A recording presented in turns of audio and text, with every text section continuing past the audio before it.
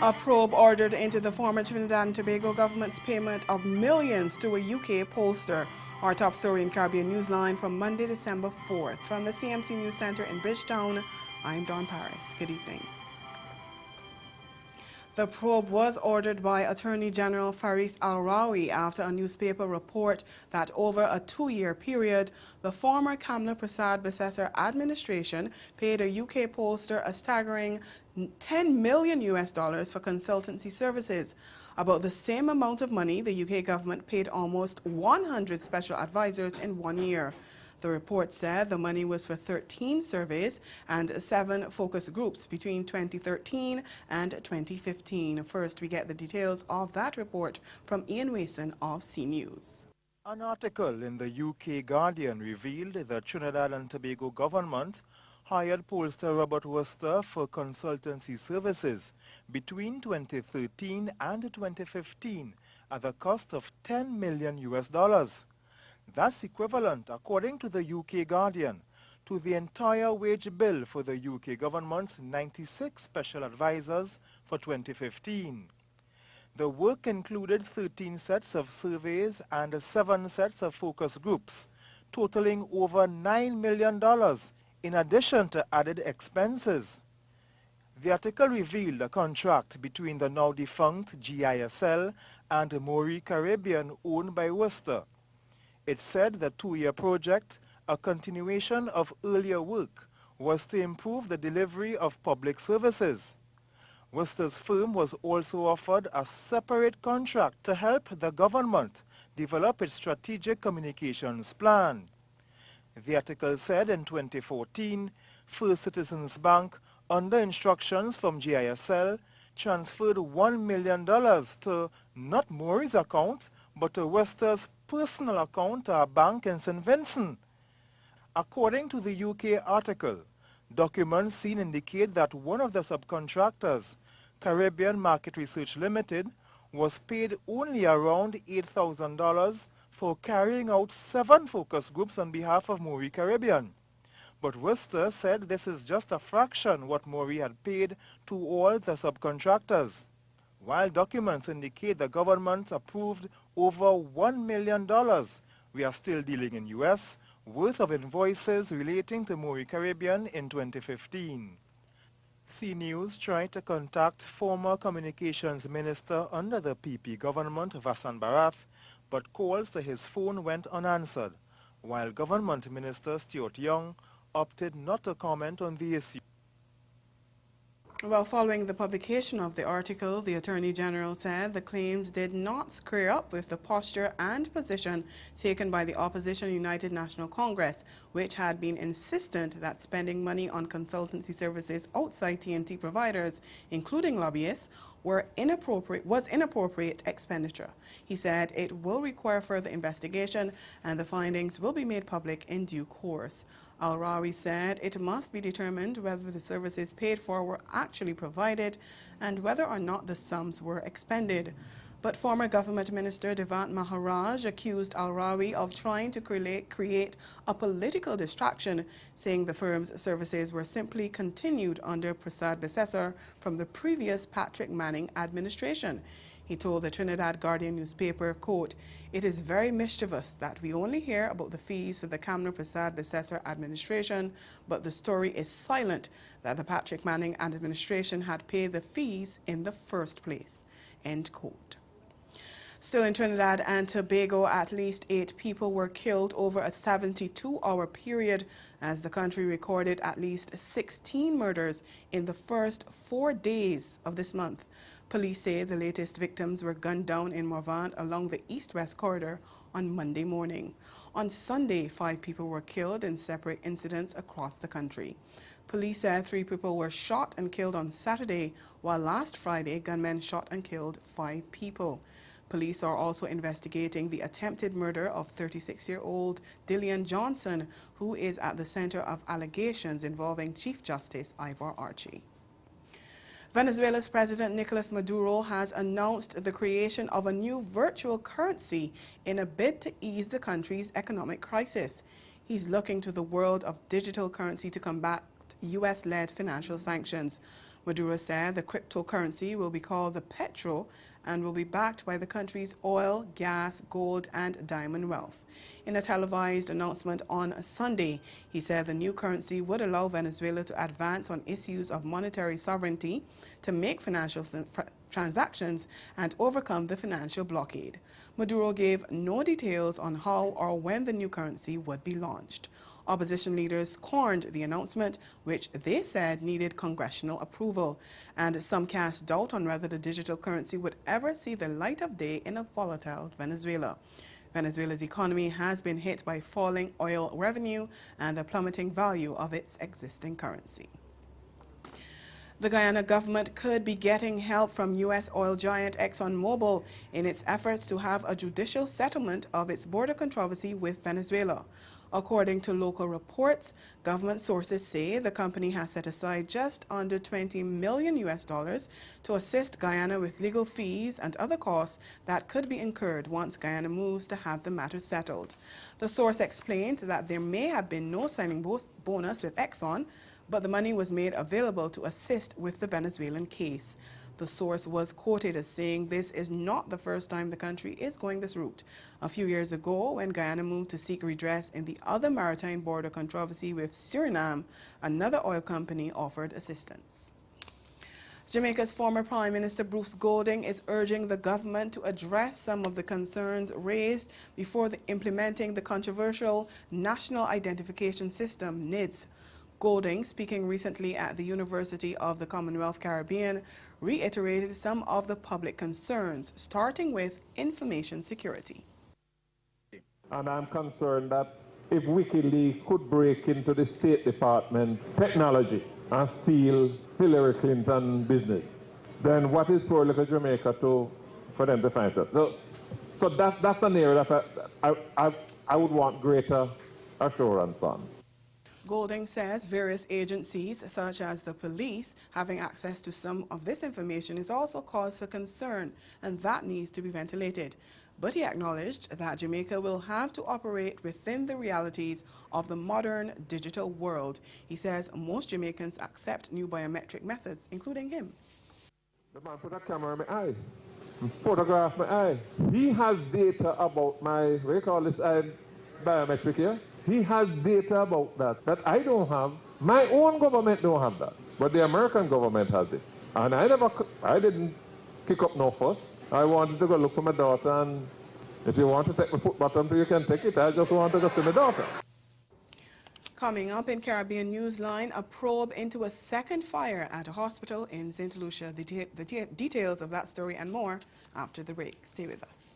Grow your business or promote your event through the services offered by the Caribbean Media Corporation and CaribVision.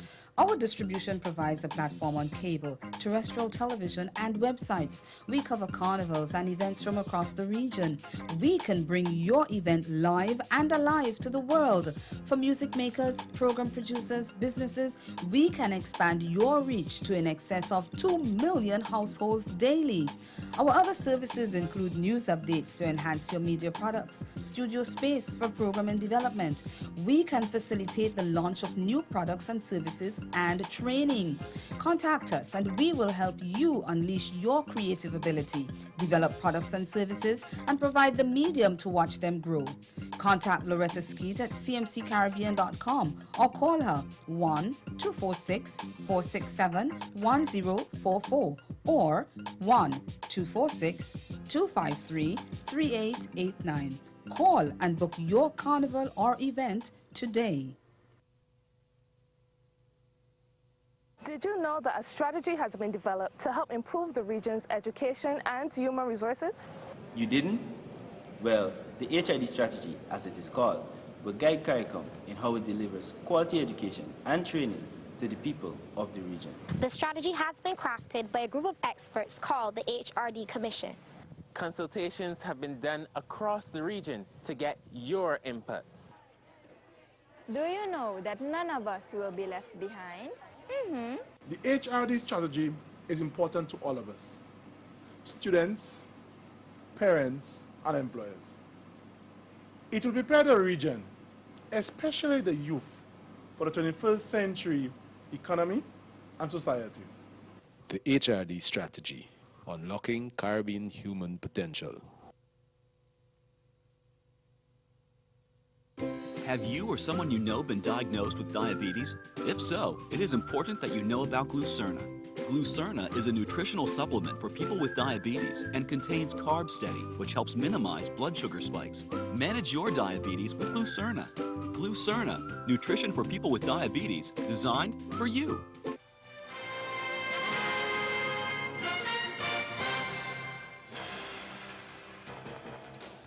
Welcome back. Police in St. Lucia are probing a weekend fire at the Soufriere Hospital as they also investigate reports of threats against nurses there.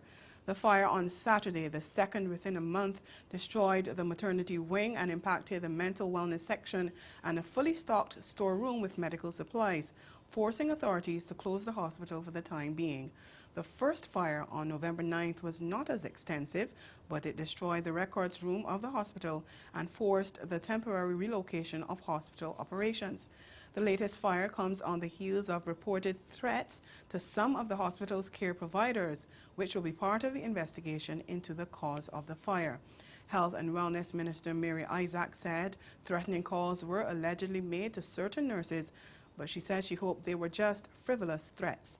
Local media reports indicated that before last month's blaze, a message was sent to at least one nurse warning her, quote, "You all cannot hear, you all will feel." And meanwhile, in Guadeloupe, a fire broke out at the University Hospital Center, and it took about 10 hours and over 100 firefighters to get the blaze under control. It devastated the maternity ward, the intensive care unit, and the operating room. Over 450 patients were evacuated, and there were no reports of injuries.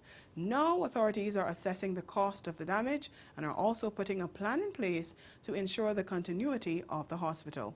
We get more in this report from our partners over at France Carré broadcast. All around the table, they did not sleep much.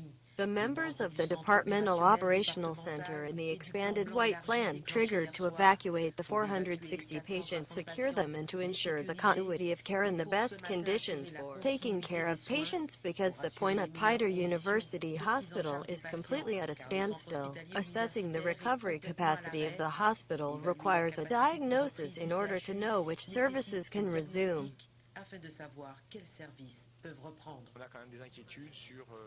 We still have concerns about the building of maternities, the intensive care unit, and this is why we must try to imagine what will happen in the coming weeks, because it will, of course, have to do work. Everything around technical services is completely destroyed.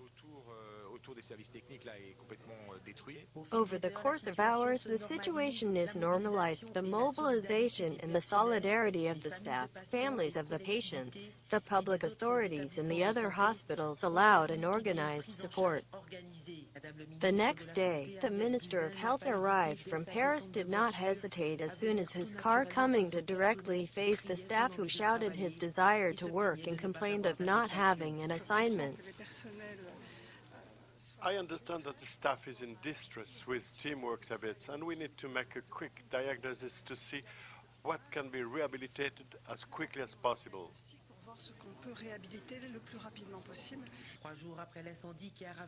3 days after the fire that devastated the maternity ward, the intensive care unit, and the operating room, the Minister of Health was entitled to a guided tour.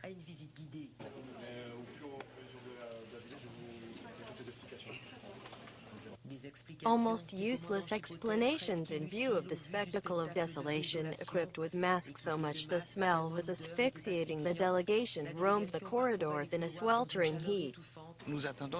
we are waiting for answers. We have requirements. It's that the hospital starts to work as quickly as possible. For this, we need financial and human investments. We will already be in a fast reaction capacity thanks to a field hospital with surgeries and a functional maternity ward.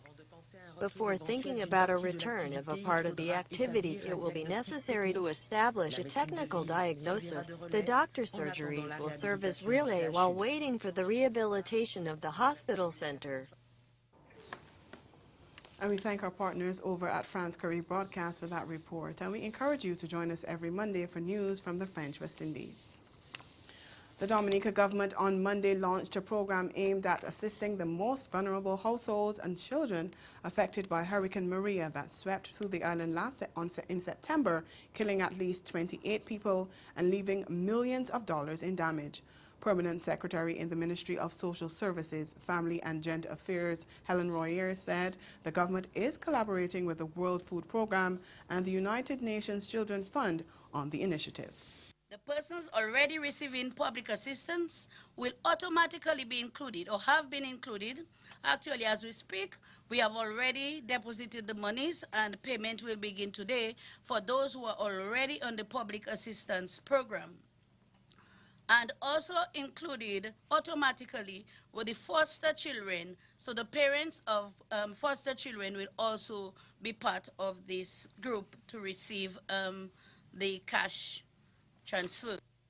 And head of mission for the World Food Programme, Marco Selva, said the main objective is to ensure that people who suffered as a result of the Category 5 storm can find their way to recovery. So this emergency cash transfer that was introduced by Ms. Royer will help the most vulnerable families to get back to their work, but most importantly to cover their most pressing needs in terms of access to food and other needs. This is the reason why we're choosing a cash transfer.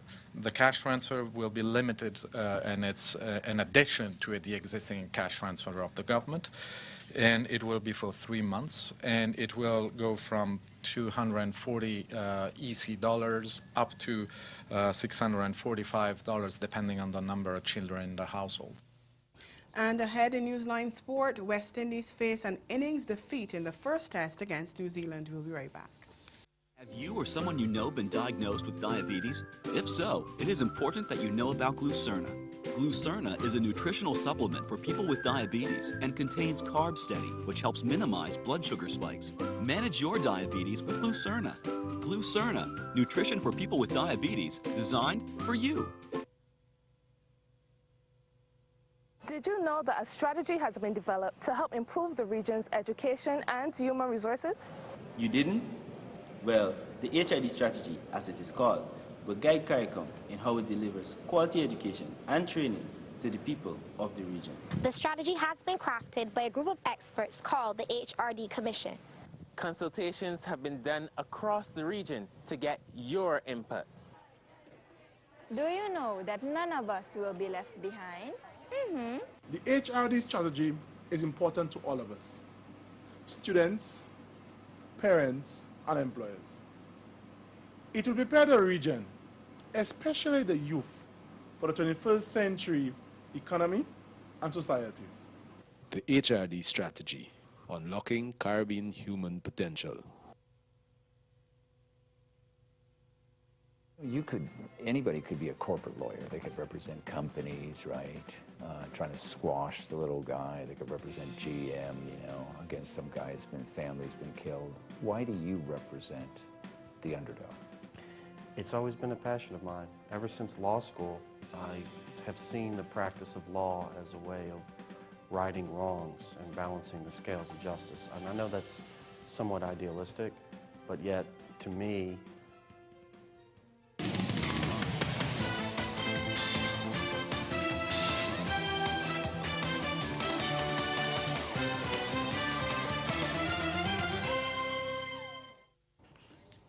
We We continue with sports now, and not so good news for West Indies fans. A spineless batting effort sent West Indies crashing to an innings and 67-run defeat to New Zealand as the Caribbean side tamely conceded the opening test inside 4 days on Monday. Entering the penultimate day at the Basin Reserve brimming with confidence following an encouraging display on Sunday, West Indies Enterprise deserted them as they collapsed from a promising 214 for 2 overnight to 319 all out in their second innings. They were 231 without further loss in the first half hour, but dramatically lost their last 8 wickets for 88 runs to be bowled out after 50 minutes after lunch. Opener and vice-captain Craig Brathwaite unbeaten overnight on 79, top scored with 91, while Shea Hope moved from 24 at the start to 37. But none of the Windies batsmen could muster the required commitment to stretch the contest into the 5th day. Matt Henry added another scalp to end with 3 for 57, but it was his fellow seamers Colin de Grandhomme, Trent Bolt and Neil Wagner who went through the middle and lower order to set up the comprehensive win. The defeat was the 7th in 11 tests on New Zealand soil for West Indies in the last 17 years. Well, after the match, Captain Jason Holder said the side batting collapse in the first innings had really put a strain on the batting department. We help ourselves on day one. To get bowled out on the first day of any test matches doesn't really put you in a really good position going into the remaining days of the test game. The only way to get back in the game was to get new ball wickets and to make early inroads into the New Zealand top order. And we struggled really to do that. I felt our bowlers tried, really gave a good effort. We didn't help ourselves in the field sometimes with our fielding, and obviously wickets off no balls was a factor as well. So again, credit to the bowlers. I thought we batted well in the second innings as well, but just too much to do after the first display. But the Windies skipper rubbished suggestions that the side had lost its momentum to fight back after being bowled out on the opening day. Now at one stage of the game we were out of it. We've been fighting throughout this last year, and we've shown a lot of fight in the entire years as a side. And the way we clawed back in the second innings particularly was commendable. To get 300 odd, it's still very good, but we wanted that probably in our first innings. We always speak about a good first innings total. It really sets the game up, and we didn't have that in the first innings, and we obviously faltered. West Indies travel to Hamilton for the final test starting on December 9th. Holder has urged his men not to panic going forward. It's not to panic. I think we've done, again, reasonably well in the year. We've done some really good things in this test match as well, so there's no need to panic. There's only one test match gone. We lost the first test match, obviously. It's just a chance to put things right in the second test match. Hamilton probably will be similar conditions to what we had here in the second innings. I've played it before. It's a good batting surface, so hopefully our batsmen could really put up a really good first innings total, and we try to control the game from there. Staying with cricket, veteran left-arm spinner and Jamaica Scorpions captain Nikita Miller finished with a 13-wicket match haul as his side crushed the winless Windward Island Volcanoes by 10 wickets to capture their second game on the trot in the regional 4-day championship at Sabina Park on Sunday. Set a modest 35 for victory, Scorpions easily got home without losing a wicket, with Trevon Griffith ending unbeaten on 24 from 20 balls, striking a 4 and a pair of 6s. Earlier, resuming the final day on 169 for 6, Volcanoes were bowled out for 186, with the 35-year-old Miller taking 3 of the last 4 wickets to fall to end with figures of 8 for 54. He picked up 5 for 60 in the first innings to end with 13 for 114 runs overall. Roland Cato on 41 not out overnight failed to add. And at Providence, half-centuries from Taj Narain Chandapal and skipper Leon Johnson formalized an 8-wicket victory for runaway leaders and reigning 3-time champions Guyana Jaguars over Barbados Pride. Chandapal finished unbeaten on 62 and Johnson made 61 as the Jaguars successfully chased down 178 for victory close to an hour before the scheduled close on the final day. The result gave the Jaguars their 4th victory of the season, and they've now extended their lead at the top of the table, moving to 86.4 points, having gained 21.6 from this match. Pride have now moved to 47.8, having collected 5.6. And over in Basseterre, left-arm spinner Kerry Pierre's maiden 5-wicket haul in first-class cricket engineered a dramatic Leeward Islands Hurricanes collapse and lifted Trinidad and Tobago Red Force to a comprehensive innings and 16-run victory inside 3 days. The hosts were seemingly cruising towards a large total, having reached 86 without loss, before losing 10 wickets, 51 runs to be all out for 137 in their second innings at Warner Park. Pierre, in his 7th first-class match, finished with 5 for 44 after going wicketless in the first innings, while leg spinner Imran Khan claimed 4 for 17 to follow up his 3 wickets in the first innings. Paired with his unbeaten 84 on Friday, Khan was voted man of the match. Sri Lanka will play at historic Kensington Oval for the first time when they tour the Caribbean for a 3-test series next June. The Asian side have played 3 series in the Caribbean without visiting the ground, loosely referred to as the Mecca of cricket in the region. Sri Lanka will face West Indies in the opening test at Queen's Park Oval in Port of Spain from June 6th to 10th, before travelling to Bridgetown for the second test starting 4 days later. The tourists will wrap up the series with the third and final test at the Darren Sammy Cricket Ground in St. Lucian, bowling off on June 23rd. And prior to the series, Sri Lanka will play a 3-day match starting May 30th at the Brian Lara Stadium. On their previous tour of the Caribbean, Sri Lanka have played 6 tests, winning just 1, losing 3 and drawing 2. In their last visit to the Caribbean 9 years ago, they managed a 1-all draw in a 2-test series with Sri Lanka, winning the first test at Providence and the Windies hitting back at Queen's Park Oval. And that's sports. We'll be right back.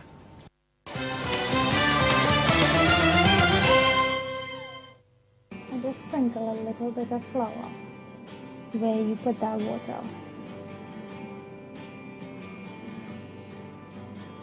Pull it and just stick. Press it in. This is when you know it's cooking really well.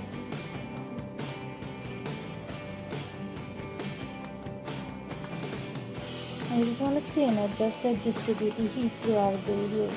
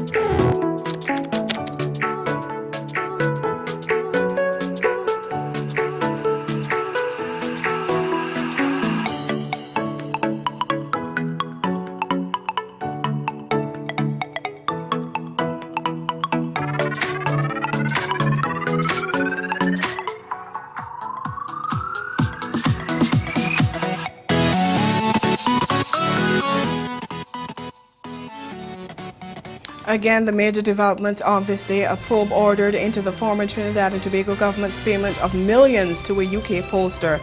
And in sport, West Indies crashed to an innings and 67-run defeat to New Zealand as they tamely conceded the opening test early. And that's Caribbean Newsline. For news and sports round the clock, log on to condanews.com. We'll be back here again tomorrow, but from all of us at CMC News, thank you for watching and have yourselves a good night.